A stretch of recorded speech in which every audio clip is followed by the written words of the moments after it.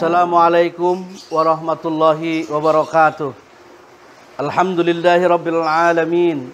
Wassalatu wassalamu ala asyrafil anbiya'i wal mursalin wa ala alihi wa sahbihi ajma'in wa man tabi'ahum bi ihsanin ila yaumiddin. Hadirin kaum muslimin muslimat yang kami muliakan, mudah-mudahan kita semuanya selalu dalam ridho naungan lindungan Allah Subhanahu wa taala. Mari sama kita bersyukur kehadirat Allah Subhanahu wa taala yang telah memberikan kepada kita karunia nikmat sehat wal afiat sehingga kita dapat melaksanakan ibadah puasa dan bisa qiyamul lail di malam harinya. Mudah-mudahan puasa yang kita kerjakan pada tahun ini Allah terima dan kelak kemudian kita Allah berikan gelar kepada kita al-muttaqin. Dan kalau kemudian al-muttaqin sudah berada pada diri kita, maka Allah tegaskan melalui firman-Nya, al-jannatu uiddat lil muttaqin. Surga Allah peruntukkan kepada hambanya yang bertakwa. Salawat dan salam semoga tercurah limpahkan kepada junjungan alam baginda Nabi besar Muhammad sallallahu alaihi wasallam. Saudara hadirin yang kami muliakan, sebuah kisah yang insya Allah akan menggugah pola pikir kita, akan mendorong kita ini menjadi semakin taat dan patuh kepada Allah Subhanahu wa taala, semakin percaya bahwa orang yang membela agama Allah, bahwa orang yang mendermakan sebagian hartanya akan Allah ganti dengan pahala yang berlipat ganda. Suatu ketika ada hamba Allah yang menunaikan ibadah haji yang bernama Abdullah bin Al-Mubarak. Abdullah bin Al-Mubarak ini berangkat menunaikan ibadah haji, lalu kemudian menyempurnakanlah rukun-rukun ibadah hajinya. Pada suatu ketika dalam menyempurnakan ritual manasiknya, beliau merasa lelah lalu kemudian tertidur di dalam Masjidil Haram. Dan pada saat kemudian antara tidur dan tidak tidur berada dalam Masjidil Haram, maka beliau bermimpi. Mimpinya adalah beliau melihat kedua malaikat yang turun dari langit menuju ke bumi dan kemudian berada di Masjidil Haram. Lalu kemudian Abdullah bin Al-Mubarak ini mendengar bincang-bincang antara malaikat yang pertama dan malaikat yang kedua. Malaikat yang pertama bertanya kepada malaikat yang kedua, ada berapakah jumlah jamaah haji yang tahun ini berada di Masjidil Haram yang tengah menunaikan ibadah haji? Dan ternyata kemudian malaikat yang kedua menjawab, ada 600.000 orang yang menunaikan ibadah haji pada tahun ini. Maka kemudian malaikat yang pertama tadi bertanya lagi kepada malaikat yang kedua, apakah yang berangkat haji dari 600.000 ini diterima oleh Allah mendapatkan pahala haji?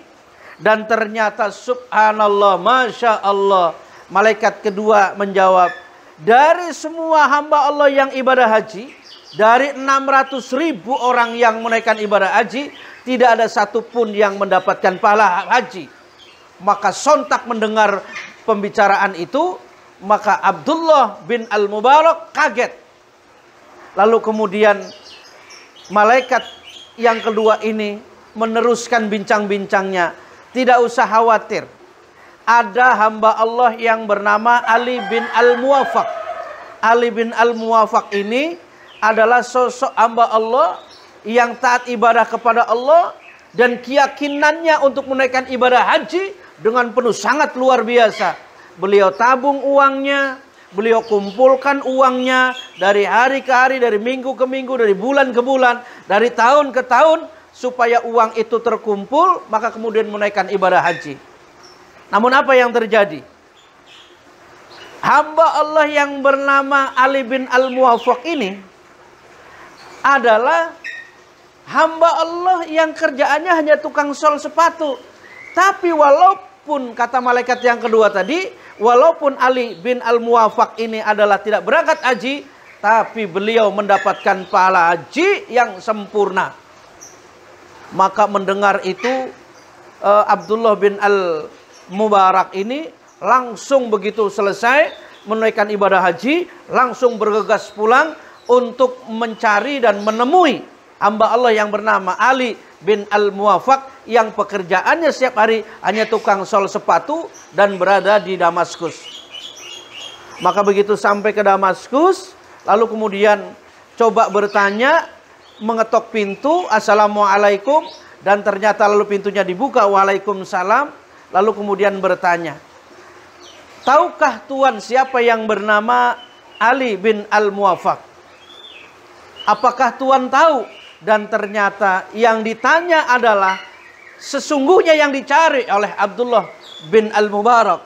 Kata yang pemilik rumah, sayalah pemilik nama Ali bin Al-Muwafaq. Dan ternyata benar, setelah bincang-bincang, Ali bin Al-Muwafaq ini pekerjaannya hanya tukang sol sepatu, namun menyisihkan hartanya, sebagian yang didapatnya disisihkan dari tahun ke tahun, maka kemudian terkumpullah uang sebesar 350 dirham. Jadi belum berangkat tahun itu karena harus memiliki uang sebesar 400 dirham. Maka mendengar seperti itu semakin tertarik Abdullah bin Al-Mubarak itu.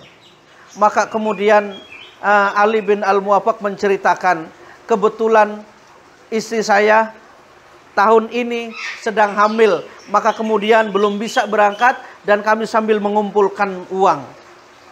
Mendengar jawaban seperti itu, maka Abdullah bin Al-Mubarak merasa amat sangat senang karena dalam mimpinya tadi yang beliau dengar mimpi perbincangan malaikat pertama kedua, disampaikannya lah kepada Ali bin Al-Muwafaq. Wahai Tuan Ali bin Al-Muwafaq, engkau adalah manusia yang beruntung karena dalam mimpi saya tadi di Masjidil Haram engkau telah mendapatkan pahala haji yang sesungguhnya dan dengan berkah engkau.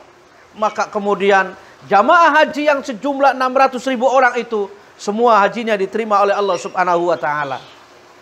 Ternyata saudara hadirin yang kami muliakan, Ali bin Al-Muwafaq ini istrinya sedang hamil, lalu kemudian mencium bau harum makanan yang dimasak oleh tetangganya.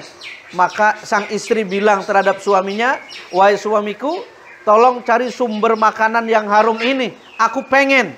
Maka kemudian sang suami ini yang bernama Ali bin Al-Muwafaq berangkat keluar dari rumah mencari siapa yang masak makanan itu. Dan begitu ketemu makanan yang baunya harum itu, maka bertanya langsung kepada yang sedang masak, wahai Fulan, berikan aku sebagian dari masakan karena istriku yang sedang hamil amat sangat suka dengan makanan ini. Maka kemudian yang sedang masak tadi bilang, wahai Tuan, yang kami masak ini hanya sepotong daging keledai yang kami dapat dari semak-semak belukar, dan ini adalah daging bangkai. Kenapa kemudian kami ambil? Kami ini adalah tidak punya suami, anak-anak kami masih kecil, merengek, menangis, tidak makan berhari-hari. Maka kami lakukan mengambil daging bangkai keledai, dimasak ini adalah untuk anak-anak kami yang tengah kelaparan. Bagi kami halal, tapi bagi Tuan adalah haram hukumnya. Mendengar itu maka kemudian Ali bin Al-Muwafaq yang telah mengumpulkan uang sebanyak 350 dirham spontan balik ke rumah, dan uangnya diambil 350 dirham diberikan semuanya kepada anak-anak yatim tadi yang tengah kelaparan, tidak makan-makan setelah beberapa hari. Maka kemudian diberikan semuanya uang yang seyogianya untuk berangkat haji, tidak jadi untuk berangkat haji karena uangnya diberikan kepada anak yatim. Namun demikian karena ketulusan Ali bin Al-Muwafaq, maka Allah berikan pahala haji tahun itu dengan sempurna, dengan pahala yang sempurna seperti orang ibadah haji diberikan kepada Ali bin Al-Muwafaq, bahkan dengan berkah. Sangat luar biasa keikhlasan Ali bin Al-Muwafaq. Semua hamba-hamba Allah yang tengah menunaikan ibadah haji, semuanya hajinya diterima oleh Allah Subhanahu wa taala. Ini sepotong kisah yang betapa amat sangat luar biasa.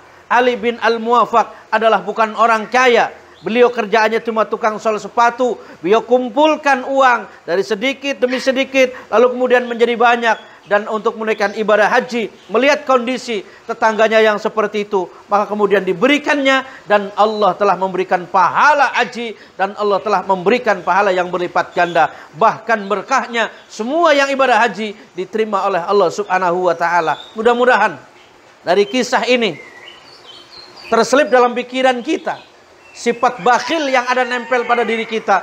Buang jauh-jauh, karena sesungguhnya harta yang telah kita berikan di jalan Allah adalah akan kembali kepada diri kita dan akan menguntungkan kepada diri kita sendiri. Demikian, mudah-mudahan yang kami sampaikan ada manfaatnya, dan mudah-mudahan kita semuanya diberikan kekuatan oleh Allah menjadi hambanya yang akan mampu memberikan atau mendermakan sebagian hartanya untuk kepentingan jalan Allah subhanahu wa ta'ala, terutama di bulan suci Ramadan. Sampai jumpa pada waktu dan gelombang yang sama. Ila liqa ma'as salamah. Aku syukran. Billahi taufiq wal hidayah wa ridho wal inayah wal afu minkum. Wassalamualaikum warahmatullahi wabarakatuh.